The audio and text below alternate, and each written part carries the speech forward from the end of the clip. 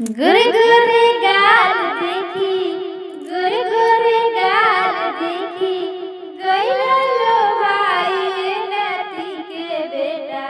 जदियो न पूछला हमारे नाती के बेटा, जदियो न पूछला हमारे नाती के बेटा।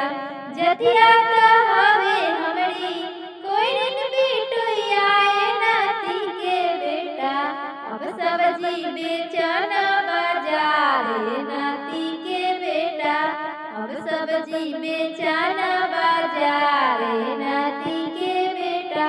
गोरे गोरे गाल देखी, गइला लो भाई नाती के बेटा।